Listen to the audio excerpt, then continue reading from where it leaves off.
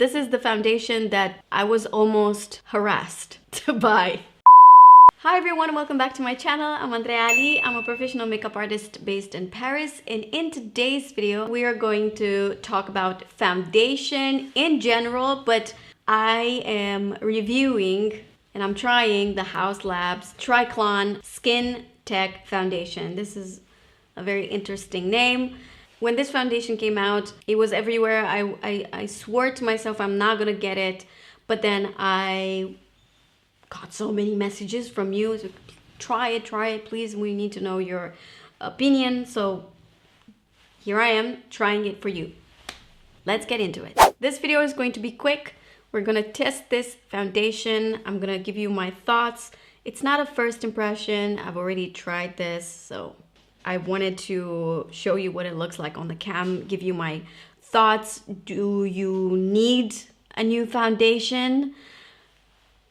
I don't know. The thing is, last Sunday, I was asking you on my stories to send me your makeup corner. I was so curious to see what your day looks like what your environment, looks like when you do your makeup. I wanted to see your makeup bag or your makeup corner or your makeup drawer. Like I said on my stories, I was so impressed with the amount of products that I could recognize from my recommendations. So thank you so much for your trust. But second of all, you guys have makeup, like a lot of you, obviously not all of you, but a lot of you have makeup as if you were part-time a makeup artist. I've seen people having 7, 8 different foundations, which means you either are really a big makeup lover, or you have a hard time finding your shades, or you want to be up to date with everything and you constantly buy new stuff. But just wanted to do this little disclaimer before we dig into this video. I don't think you should buy everything you see on social media, even if I recommend it or someone else recommends it. I mean, that's one of the reasons why I stick with the same routine for months and months, because I don't want you to over buy stuff. But the reason why people show these many foundations, because being an influencer is a job. So you have to understand, I'm not trying to take anyone's side, but people show products, clothes, food, makeup, hair care, everything, because it became their job and they make a living out of this. Just like you go to work from 9 to 5 being a teacher, a secretary, working in construction, I don't know. This is how influencer job became. It started as a passion, and I understand that back in the days people would just show things out of passion without having an income from it. But things have changed since then, and I know this has been so rapidly for people to process it, but you have to understand it's a real job, and you need to start to separate things. And the way you really know if an influencer really loves that product and if it's really working for them, it's if you see them using that product over and over again. When you see a product being used over and over again, that's when you know you're like, okay, they really like this product. I mean, I understand if you are mad, if you bought something and it didn't work for you, but you are the one who needs to have this filter, okay? Because in reality, nobody comes and steals the money away from your wallet. So I believe in you and I believe in your common sense. I trust you 100% that you know how to make decisions with your own money. With that being said, my job is to test makeup, try it, tell you how it is. This is what we're gonna do today. I bought the HAUS Labs foundation in 3 different shades, and there are 51 shades available, which I have to say, it's very challenging.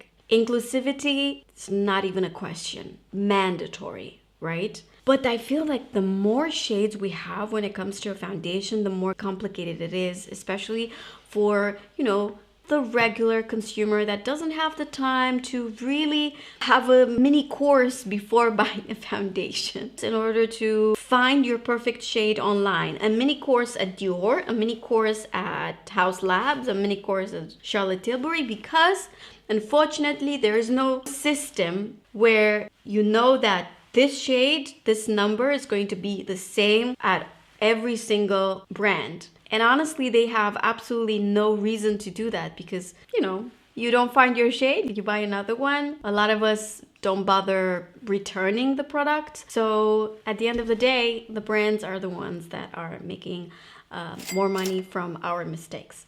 The easy way to buy a foundation online is to know your tone and your undertone. The tone, I said it many times, is the intensity of your skin color, meaning fair, light, light, medium, medium. This is the tonality, right? And then you have the undertone, which is the hidden color of your skin. So when you look at your skin on your arms or on your chest, sometimes people could be a little bit more peach. Other times it could be a little bit more yellow. Other times it could be olive. It really depends. And I find that, for example, Indian skin is very particular because they have a lot of olive undertone. But when you use an olive undertone foundation, it literally looks green on you, especially in certain lights. So it's very complicated. If you did not find your foundation shade by now, it's not your fault. It's very complicated, especially if you are everything from very fair or very dark, and especially if you have like that olive undertone, forget it. Super hard, super hard to find your shade. Now, about this foundation, I bought 3 shades because I wanted to, you know, have something a little bit darker with a little bit of a different undertone, so maybe I can test it on my assistant. I bought 110, yes, and then 145 and 210. 110, they say it's light neutral, and I agree. The 145 is light cool, and then 210 is light medium neutral. I personally hate how heavy this foundation is. We have to stop making bottles that are so heavy. I don't know. Okay, I understand. Replace plastic with something else. Make it metal. I don't know. Use something else. We're done with glass bottles because they make everything look expensive. No, they just make everything heavy. Imagine you're traveling somewhere in the summer, you take your foundation in your bag. It's like, you can feel it, you know? I want you to get the cam closer so we can see the shades. I'm not sure if you're going to be able to see the shades right in the camera. So this is 110, sorry. Okay, this is 145. And this is 210.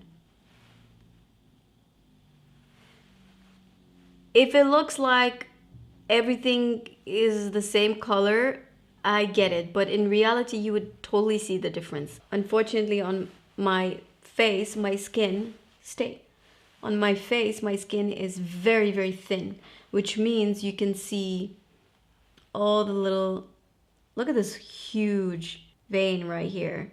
There's nothing I could possibly do to get rid of this. And then I have veins right here. It's everywhere. It's what gives my skin this sort of dark feeling. It makes me look like I'm darker than I am. I like to use a foundation that is slightly darker than my actual skin tone. So I'm going to use 110. You need to mix this foundation really well before you apply it. Now, I'm going to apply it on top of my SPF because I realized if I really wanted to test a foundation, I need to apply it on top of SPF because that's something that I apply every day. So that's what I have on right now. Can you come closer? And I'm going to spread it first with my finger because I just want to see. I want to show you because I've already seen. I just want you to see how this spreads with the finger. So it has a lot of coverage. This is literally a drop of foundation that I have spread it all over the face. Look at this.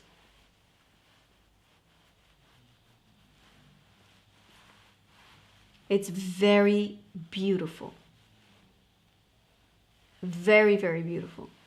And I think that although the color on my hand looked very dark, when you spread it, it sort of mixes with my skin color. It just looks perfect.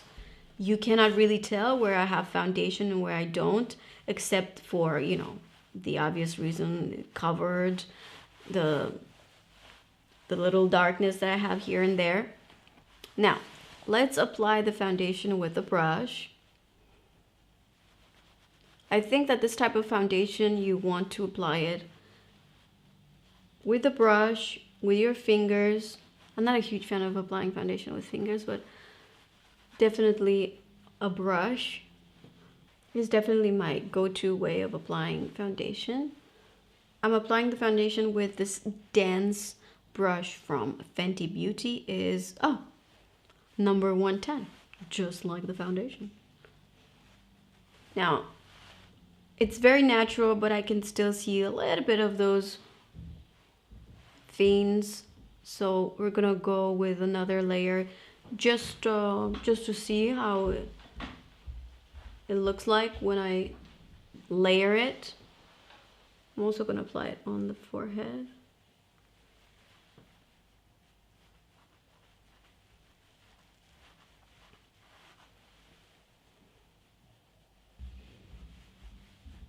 I've applied it under the eyes only because I wanted to see how does it cover the under eyes, like how good is the coverage, and it's pretty spectacular. Honestly, when this foundation came out, I was thinking there's absolutely no way I'm gonna get this foundation, but I'm happy I got it. I think it's great. For me, it's a great investment because I know I'm going to be using it for my clients as well.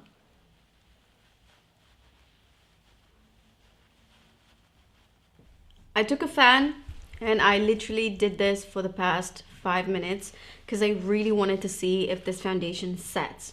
If you don't understand what a foundation that sets means, so there are two types of foundations. One that completely dries, meaning that when you touch it, you don't see the mark of your finger. And then you have this foundation that's super dewy, that when you touch it, you see the mark of your finger. So it never really dries on your face. They're both good depending on the skin type. This foundation is somewhere in between. So it didn't completely set, but it's not matte. I don't know if you can see how luminous, like a soft luminous, in comparison with a light reflecting foundation from NARS. Actually, it's very similar, but the light reflecting foundation, I feel like it's even a little bit more luminous than this, which if you have a lot of texture or if you have oily skin, you might not like it. This, I feel like it's a very modern foundation because 2023, it's about that. Definitely glass skin is out of the question.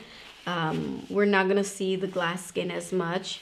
It's more about that soft, matte skin in 2023. The trends have changed so much when it comes to complexion. So the donut, the glazed donut, the dolphin skin, I don't even know how to call it anymore.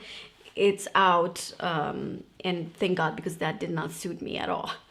But I am very jealous if that trend suits your skin because it's beautiful.